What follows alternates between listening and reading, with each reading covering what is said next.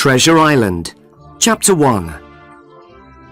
I'll start by writing about the time when my father owned an inn called the Admiral Benbow many years ago. I remember the day when a man walked into the inn. He was tall and strong, with an old blue coat and a scar on his face. He looked around him. "This is a nice, quiet place. I'll stay here.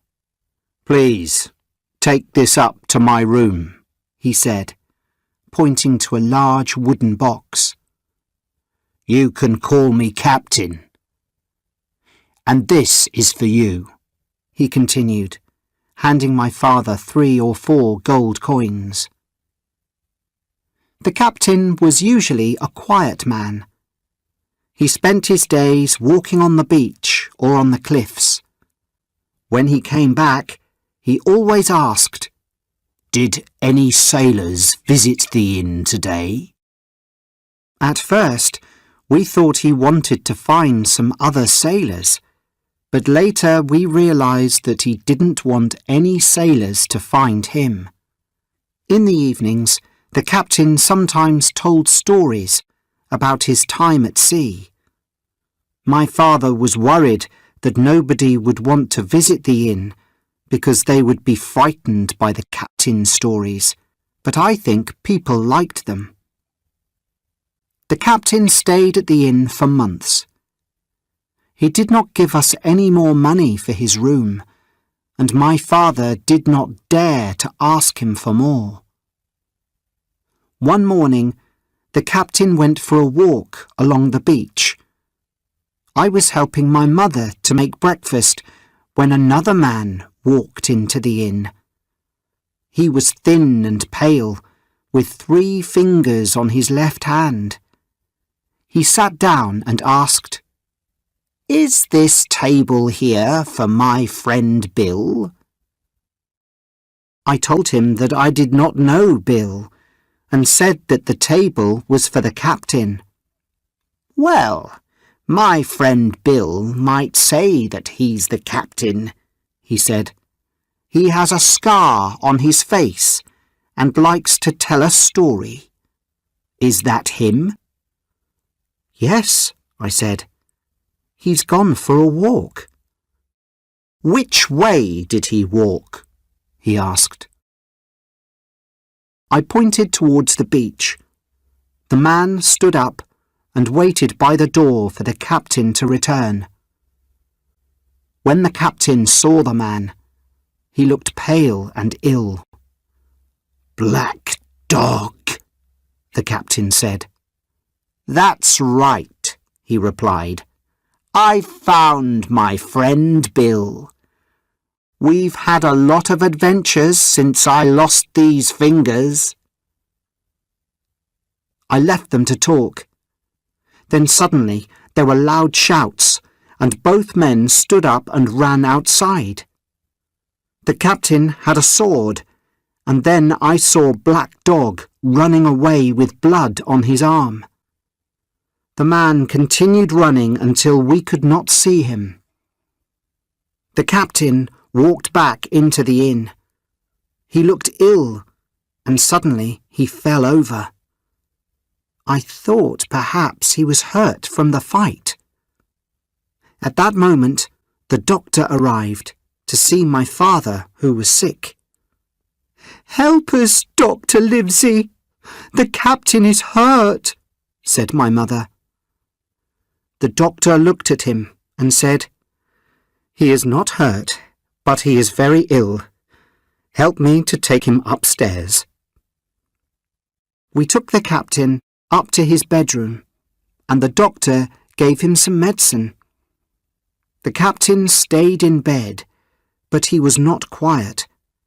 He told me about his travels at sea and said that he had something which people wanted. "Black Dog is not as bad as some of the other men," he said. "They all want to find me. Tell me if you see them." That evening, my father died. I felt terrible and forgot all about the strange things that the captain told me. Then, a week later, I saw a blind man coming down the road towards the inn. He stopped outside the door when he was near and asked, "Where am I? Will a kind person help me?" "You are at the Admiral Benbow Inn in Black Hill Cove," I told him. At that moment, he grabbed my hand. "Take me to the captain," he said. "Take me to him now." I walked with the blind man into the inn and took him to the captain. The captain looked very surprised to see him. "Now, Bill, stay where you are.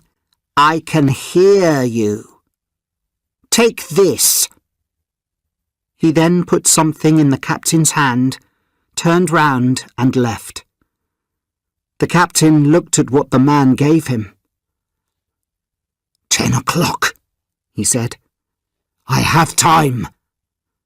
Then the captain suddenly fell to the floor. He was dead. I found my mother and we talked about what we should do. We knew that the captain had a box in his room, and it probably had money in it. The blind man and black dog probably wanted this.